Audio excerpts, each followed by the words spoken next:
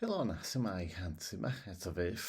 Dwi'n gwybod dwi'n newydd ffilmio'r fideo teithio, felly, ond o'n i'n meddwl gan fod i yma hefo'r gliniadur yr agor, bys ni'n ffilmio ac uwchlwytho'r ail fideo. Ni wedi cael y syniad o'i ffilmio, lle.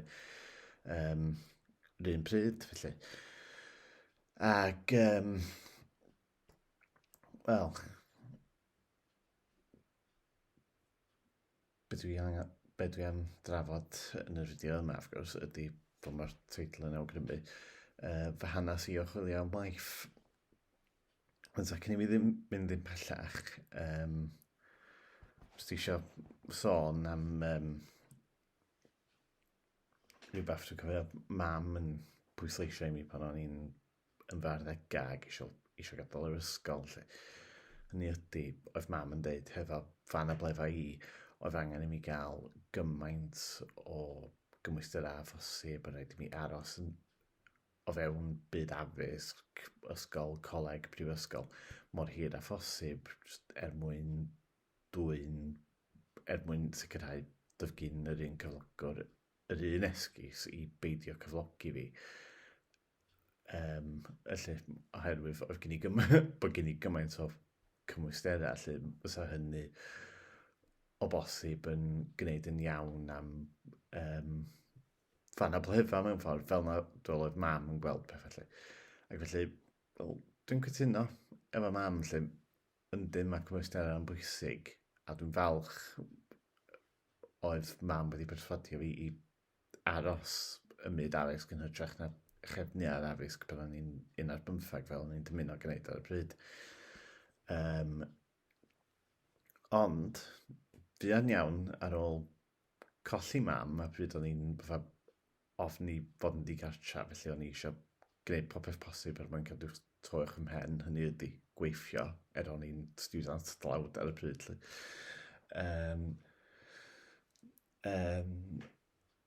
Rhywbeth nes i sylweddoli yn fuan iawn wrth cychwyn chwilio am waith, mor bwysig oedd cymwystera, mae yna un peth yng Nghymru o leia sy'n bwysicach, trwyfedyddu.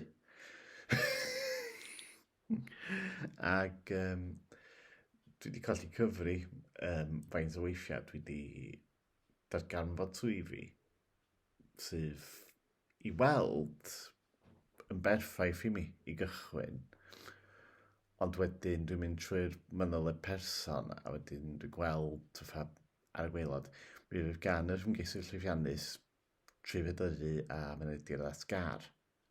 Mae hynny wedi digwydd i mi gymaint o weithiau. Dwi wedi colli cyfri wirar. Felly dwi wedi colli allan ar gyfleoedd oherwydd bod hynny wedi cael ei ystyried yn hanfodol yn ôl y swyddi, a dwi wedi ffonio fyny fatha holi sawl gwaith i fatha holi, wel, pam felly, oherwydd bod mae'r swydd, enghraifft, swydd ma o'n i wedi pasa tri amdani yn Llangefni enghraifft 3 blynyddoedd yn ôl.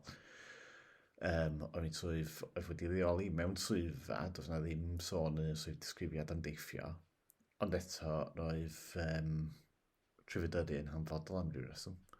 Ac nes i ffonio i holi, ond na, does na'n cyfiawnhad am y trwyfedyddu, oedd jyst yn hanfodol a dyna fo, lle. Felly, fy mod i yn ystod yr degawd a fwy diwetha wedi sbio ar dwn i'm faint cannoedd os nad miloedd o hysbysebion swyddi, a wedi colli allan ar sail yr diffyg trwyfedyddu. Ynde, a wedyn yn anffodus oherwydd yn amgolwg does na'm byd gedra i wneud am y diffyg trwyfedyddu. Ynde, os fod ddim yn diogel i mi nag i neb arall, os ni'n bentro i yr ei car, mor syml o hynny yn anffodus.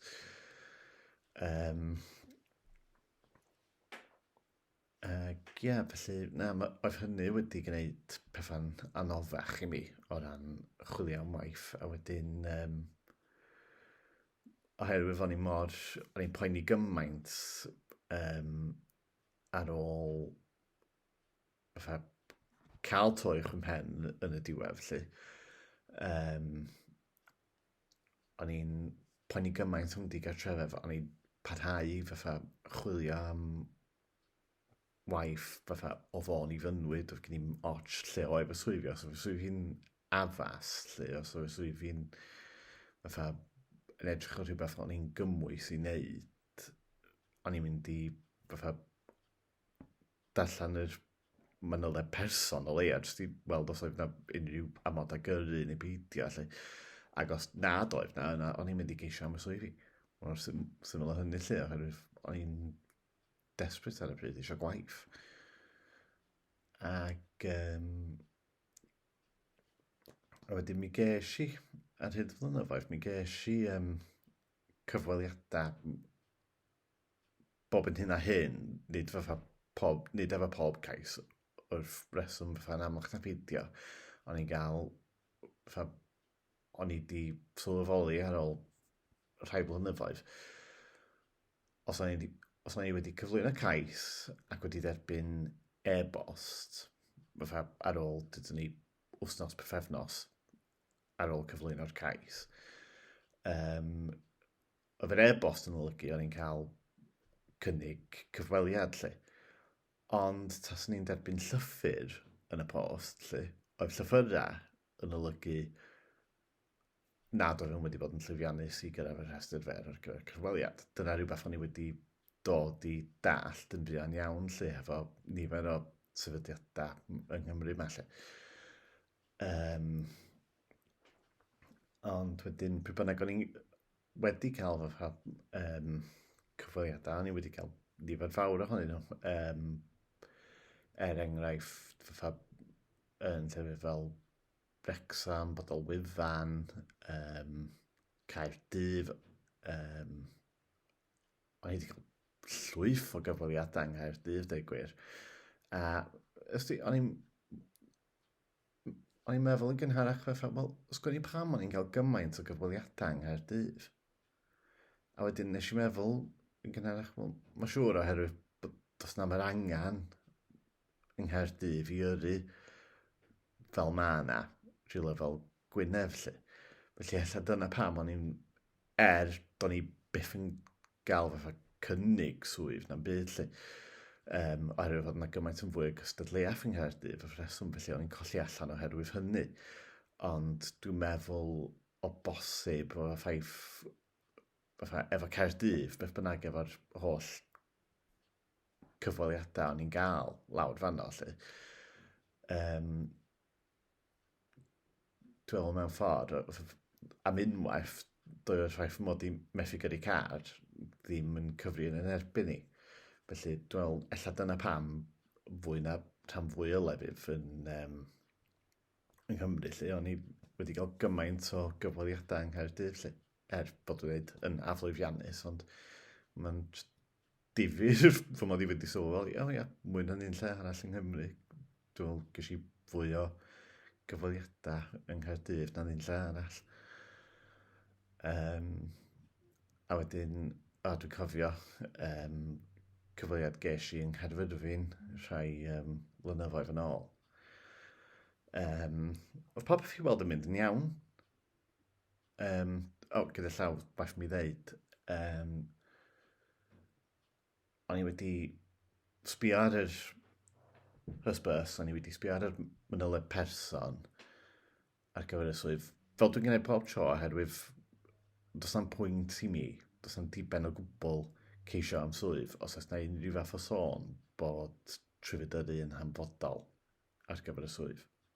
Does na'n pwynt o gwbl, mae'n wastraff amser i mi, mae'n wastraff amser i'r fatha panel sydd yn llunio'r rhestr fer ac yn cyfweld, does na'n pwynt i mi hyd yn oed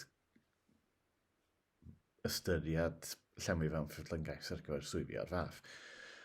Ond, nôl at yr cyfweliad yma yng Nghaerfyrddin, bod dweud, nes i sbio ar y manyliau person, doedd na'n byd yn pethna.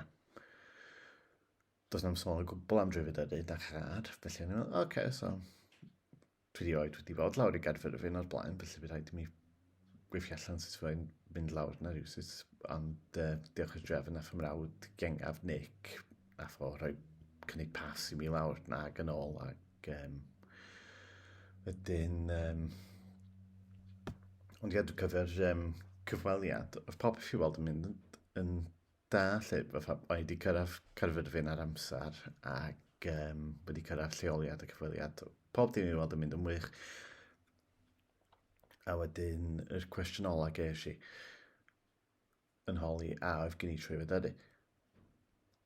Ond ta, rhaid cofio, fel dweud sy'n cynharach, doedd na'm sôn am drwyfeddyru yn y fanel y person, doedd na'm sôn o gwbl yn y swydd disgrifiad am yru. Neu fel all, fel dweud, sy'n ni byth wedi ceisio amdani.